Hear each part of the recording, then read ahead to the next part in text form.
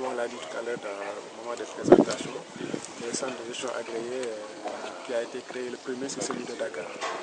Ensuite, avec l'aide de l'Union européenne par l'intermédiaire du ministère du Commerce, on a mis en place des centres de gestion agréés dans les régions du Sénégal. 4 régions notamment, Ziguinchor, Thiès, et Kaolack.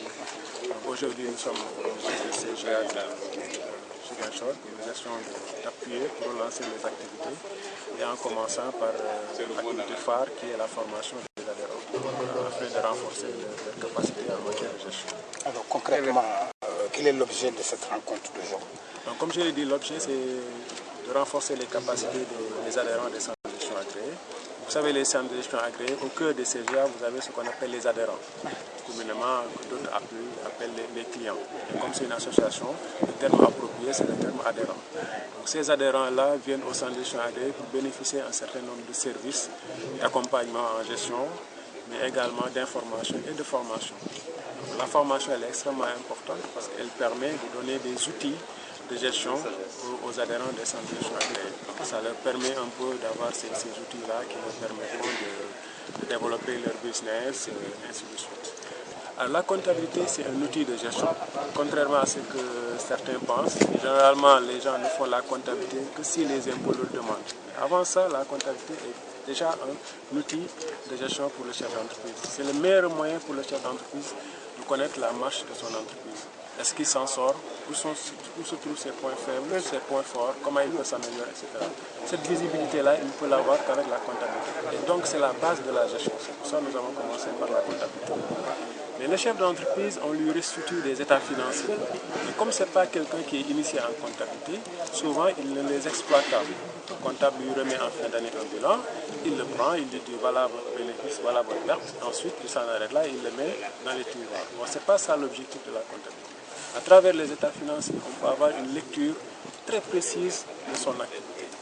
Pourquoi on ne s'en sort pas? Comment on en fait pour en arriver là, etc. Où est-ce qu'il faut rectifier, ainsi de suite. Donc c'est un outil important, c'est pour ça que nous avons jugé nécessaire de démarrer par là, de montrer aux chefs d'entreprise comment, au-delà de l'aspect fiscal des états financiers, comment on peut le décortiquer pour avoir une analyse financière beaucoup plus fine, une analyse de gestion pour le chef d'entreprise, pour qu'il puisse avoir un outil de prise de décision. En fait, la finalité, c'est ça. La comptabilité est un outil de prise de décision pour le chef d'entreprise. Et quels sont les modules justement qui vont être enseignés? Alors, 3 modules, très cohérents d'ailleurs. Le premier, c'est la lecture du bilan et du compte de résultat aujourd'hui. Demain, nous allons dispenser le module sur les relations banque-entreprise.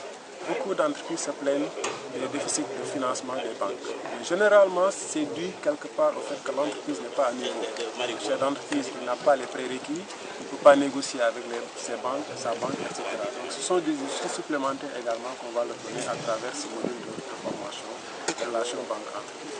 Ensuite, on va finir par le module sur le contrôle fiscal. Là également, c'est important pour que les entreprises sachent que elles sont dans un environnement juridique qui est normé, aussi bien sur le plan comptable, sur le plan commercial, mais également sur le plan fiscal. C'est important de connaître les obligations fiscales qui pèsent sur l'entreprise pour éviter bien entendu ce qu'on appelle les redressements fiscaux qui pourraient être préjudiciables à l'entreprise. Nos attentes, c'est vraiment, d'abord, on souhaiterait qu'il y ait une très bonne participation des personnes qui comprennent avant de sortir ici quel a été l'objectif de ces études-là, qu'ils en profitent. Et ensuite, maintenant, nos attentes, c'est qu'ils puissent les appliquer. C'est des outils qu'on leur donne. Il faut au retour, au niveau de l'entreprise, qu'ils utilisent ces outils-là.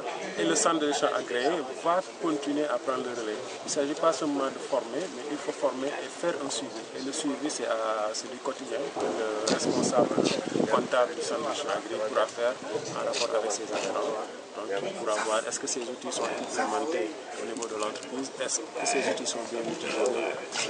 Donc ça, c'est la partie suivi, formation, qui se fera sur le terrain à travers toujours le centre de gestion agréé. Nous avons convoqué une trentaine de participants, aussi bien des adhérents inscrits du centre de gestion agréé, mais également des adhérents potentiels.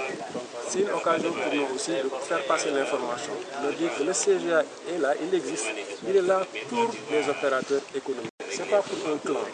Okay? Et ce qu'ils comprennent, c'est qu'ils doivent comprendre que c'est un outil pour eux en tant que chef d'entreprise. Donc c'est une association sans but lucratif qui est là pour les opérateurs économiques de la sous-région sans exclusion.